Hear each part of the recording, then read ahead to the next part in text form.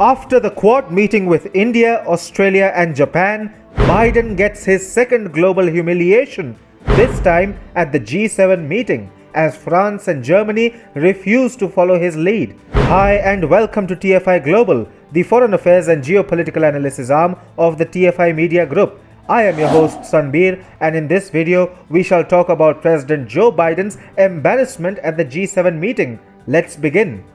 US President Joe Biden has been using international alliances to push his agenda on USA's allies. The Quad rejected his vision, and even in the first meeting of the G7 leaders at the Munich Security Council, where he tried to regurgitate his rhetoric of America being back, he wasn't well received. German Chancellor Angela Merkel and French President Emmanuel Macron were not convinced as they talked about a Europe with more autonomy and a level at par with the United States. Biden chose the first public encounter with America's European allies to characterize the new struggle between the West and autocratic powers, announcing that America is back, but hardly anyone was convinced. French President Emmanuel Macron and German Chancellor Angela Merkel used the platform to shift the focus sharply away from the US.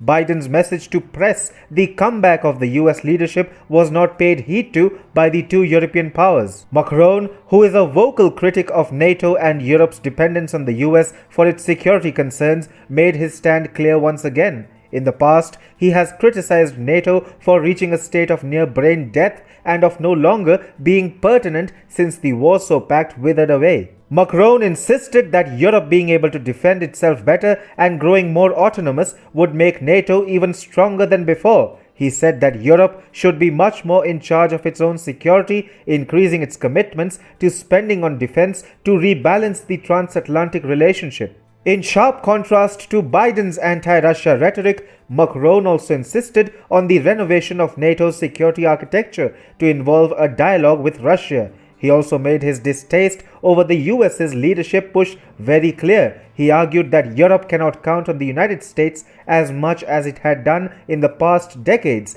and that they must take more of the burden of their own protection. Merkel, on the other hand, was much more receptive to President Biden's speech, but still tempered her praise for the US president's decision to cancel plans for the withdrawal of US troops from Germany with a warning. She said, "Our interests will not always converge." This could be a reference to Biden's hypocritical stand on China and the US's contempt over the construction of the Nord Stream 2 gas pipeline, which would help Russia supply gas to Western Europe. It is the same kind of reception that Biden received in his first meeting with the Quad members.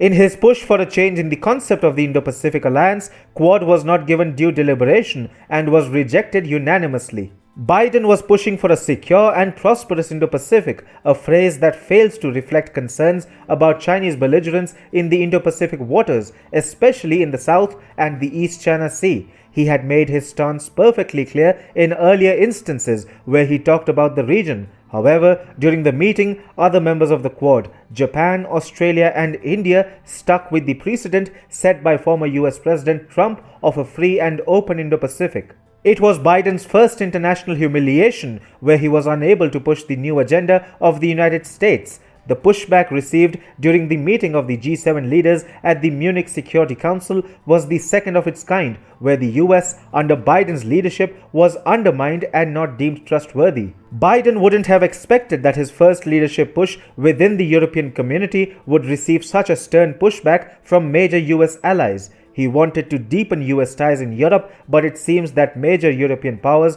do not trust Biden and the US leadership. Being undermined twice by USA's allies is not only a major embarrassment for the Biden administration, but is also reflective of the changing international structure. Now it seems that the US under Biden is condemned to play second fiddle in regions looking further away from the influence of US projects. Biden is truly the one accelerating the decline of America, something which ironically he often accused Trump of.